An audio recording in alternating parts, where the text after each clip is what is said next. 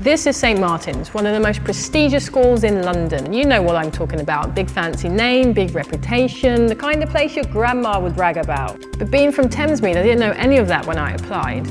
All I knew is I wanted to study art and had no idea what on earth I was getting myself into. Picture this, first day of art school, people got pink hair, people have holes in their clothes, and this guy introduces himself. Hi, my name is Paul, and I'm gay. And I was like, huh? I was waiting for someone to come and beat him up. But in art school, the more unique and individual you are, the more celebrated you are. And for me, that was a really free place to be. I didn't click with everyone, but I really did with some. Induction, the first day. Everyone's dressed as their tribe kind of thing. She was wearing Nike Max trainers, slim fit jeans, and Shantell definitely had the UK garage look. Without even trying, we just ended up all being friends straight away. Just like, oh, okay, you look like you're from the same tribe as me. You look like from the same tribe as me. A good description of our crew would be the misfits. Families that have not a lot of money on the table. So I think we all shared that for sure. Unlike some of my classmates, my parents didn't go to St Martin's and their parents didn't go to St Martin's, so there wasn't all this pressure to do super great. So that gave me the freedom to just do whatever I wanted and to figure out what I wanted. And that meant most nights running around with my crew, with my friends, with them tagging everything, me being a respectful tagger. I only tagged things that looked like they needed to be tagged. We just didn't want to risk getting caught. I think when you be putting up, I'll be watching, and vice versa. And if we heard a noise, we then leg it. And I remember your one standing out more than any other name, mainly because it wasn't actually a word, it was more of a symbol. Yes, the hangman, of course I do. It was bloody everywhere. Quite prolific, yeah. One of the best things that happened is I met a lot of students from Japan and got really obsessed with their culture. Japanese music, Japanese movies, Japanese animation, Japanese art from the Edo period. And do you remember where my kind of fascination with Japan started, or when it started, or? Yes, quite early on, and it was extremely strong. And I remember it felt like you were going to board that spaceship. You were just ready to go to another world. As amazing as art school was, home was still home.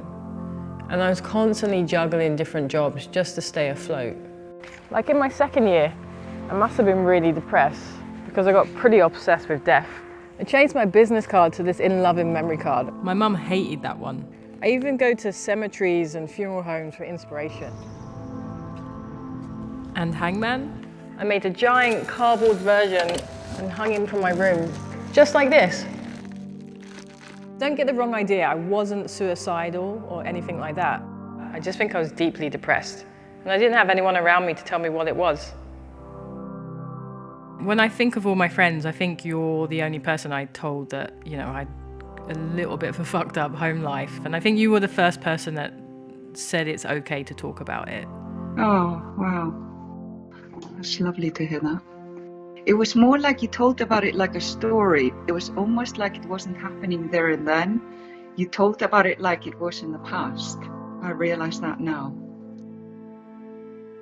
You see, for so long, I just didn't want to deal with those feelings and emotions, and I put them aside. But in the third year, I really decided to dive deep into it. And so my whole project that year was dedicated to Thamesmead and growing up there and how I felt about it. So I did photography, I wrote about it, I interviewed my family about it, I made this package which was dedicated towards Thamesmead. And it was through diving into who I am and where I'm from that I really came into my own. And what came out of you was very true, and essentially everybody just really related to that. So I don't know if you felt understood there, but I felt like the teachers and we felt when you said something, we could engage with it. I think the English are very kind of coded in blocking certain people in complex ways and subtle ways from allowing them to become successful. So a first class honours, that would be the best you could do basically when you're given that. It'd be like A++, I guess. Yet at the same time, when you graduate top of your class, you have this extra pressure from everyone else around you now. What are you going to do next? Where are you going to go next? What's Shantell going to do next? I could hear these voices whispering in my ears. But without the family connections other students had, I felt like I would never really break into the art world. Like I had no real options. Do you think that was like justified? 110%. It's like, that is the double-edged sword in the comedy coming from St. Martin's. I always felt with her, the fact there was a way back, that she was on this journey and that she was going to do that after college, come what may.